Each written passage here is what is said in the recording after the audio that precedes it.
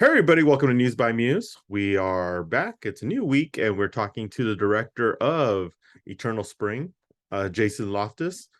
Jason, where did the idea of telling this story come from? Because it was so intriguing, such a interesting tale, and the way you told it was just fascinating.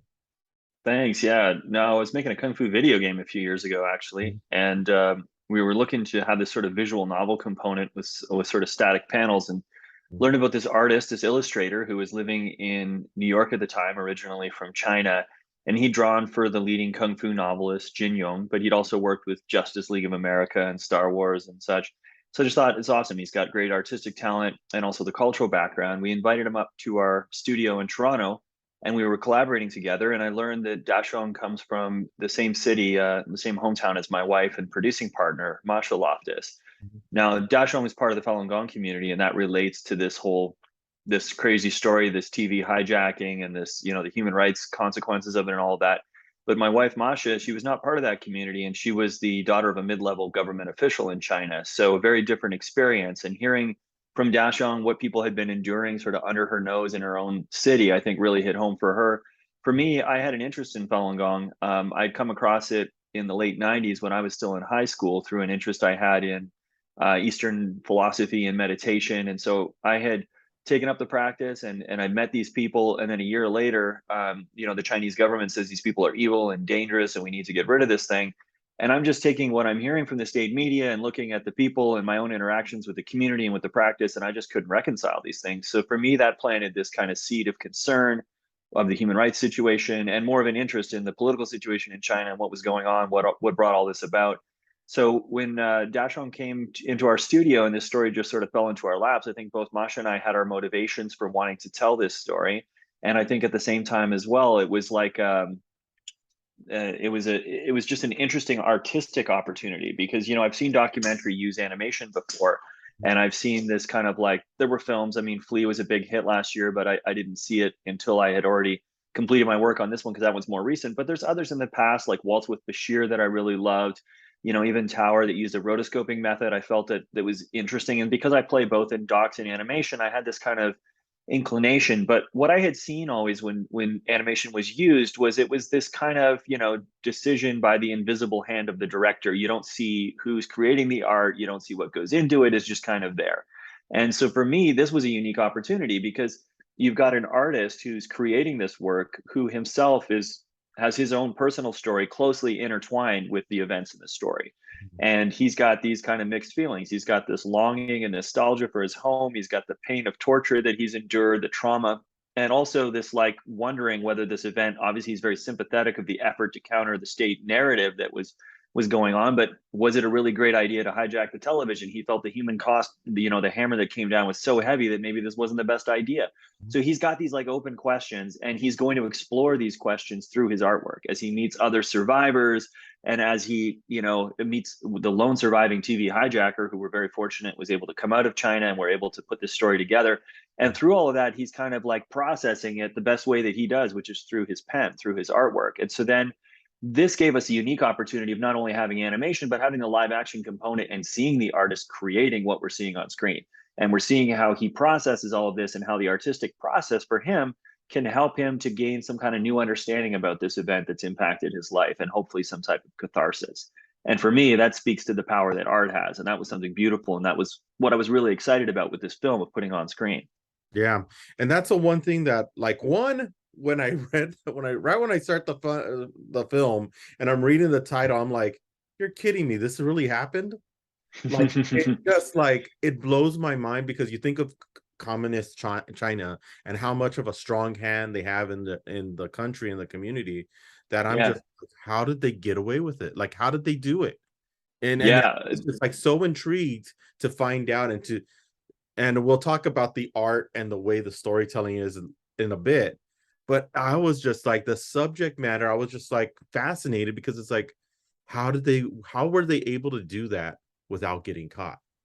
Yeah, and so that's the thing. It's definitely unprecedented. Like the monopoly on control of information and the monopoly on the airwaves was absolute, in China. And it has been pretty much since the communists took over in 1949. And so this sent shockwaves, and it's something we touch on in the film. It's like the communist leader, Chinese president, at the time, he personally phone called Changchun in the aftermath of this event because of how infuriating this was. He was the guy responsible for starting the whole persecution of Falun Gong, and now this group somehow took over the airwaves and countered the messaging, the state messaging about the practice. It was just like it was a huge issue, in China, and shocked a lot of Chinese people. I think Chinese people who saw this broadcast, they didn't know what to make of it. They're like, did the leadership change? Did Falun Gong get redressed? And now it's like they had no idea, and they were congratulating the practitioners, thinking that their repression was over, not realizing what had actually just happened here. So yeah, really, really unique event. And I think it speaks to this kind of like, there's an ingenuity that's present there. There's this kind of like spirit of the underdog for sure,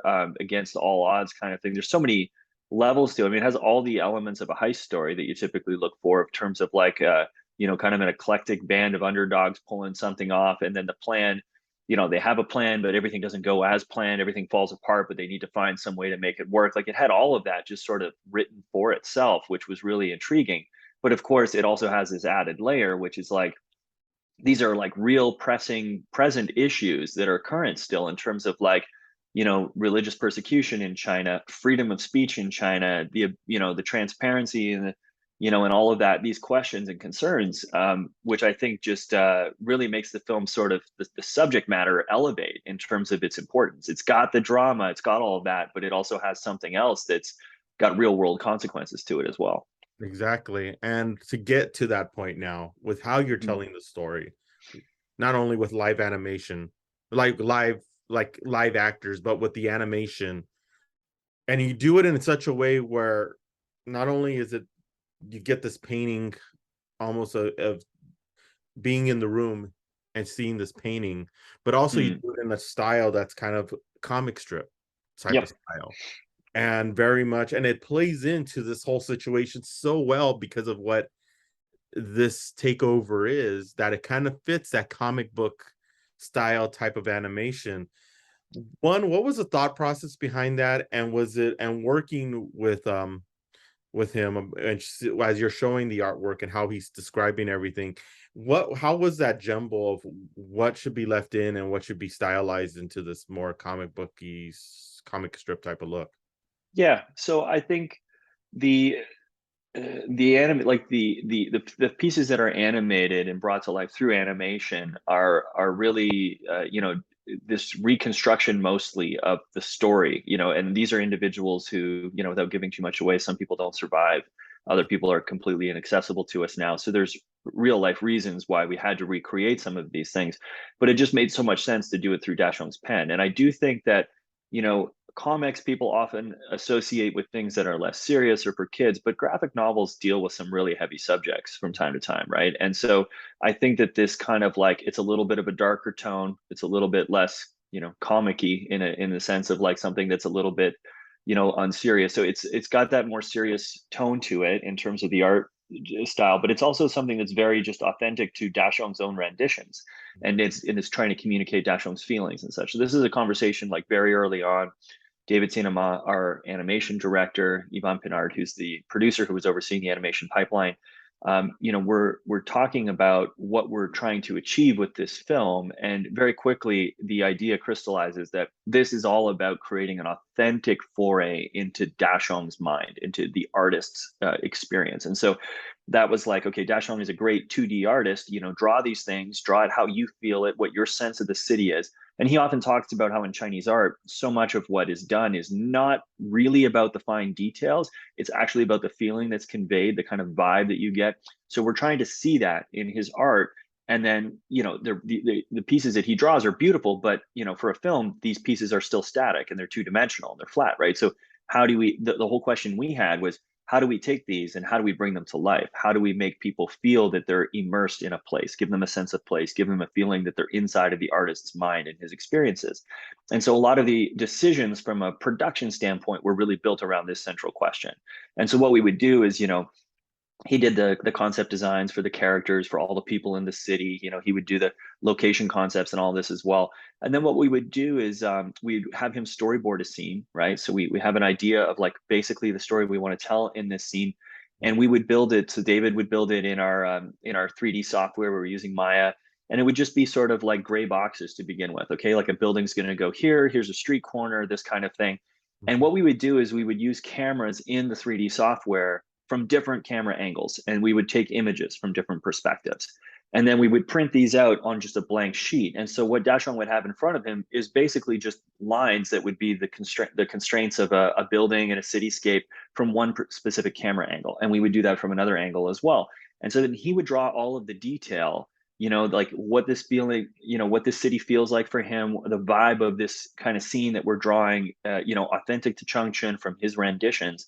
But he would be doing this and putting all this detail to work from different camera angles. And then what we could do is we could scan those and drape them back on the surfaces in the 3D space. And this way, people who are seeing it, it allows us to move the camera through the space, right? And so what you get is what you're looking at, it feels like it's real. It's like it's all his illustrations. It still feels like it comes from the artist's pen.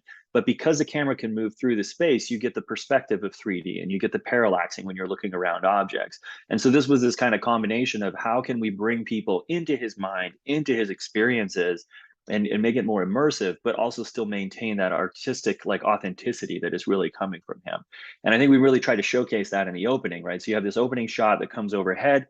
You see the real life person, you see the artist, you hear that he's got these kind of these mixed feelings that he's going to explore through this journey, and we dive right into his drawing, and it's a 5-minute oneer where there isn't a single cut, and that's because we built this space with his drawings in a 3D environment, and we can just move the camera through it. And this was important for capturing that feeling, that kind of repressive feeling that he's returning to, which is like everywhere he turns he could be arrested, everywhere he looks there's danger, right? And we wanted the audience to feel that, and that requires this combination of the 3D immersiveness as well as the sort of the detail from Daxiong's pen that gives it that authentic vibe and feel. Yeah. And now the most important question of this of this whole interview, where can people see this film? Because this is a film that I definitely guarantee you're going to want to see it, you're going to want to experience it, especially on a big screen, because I could only imagine what the play would be like off of a big screen.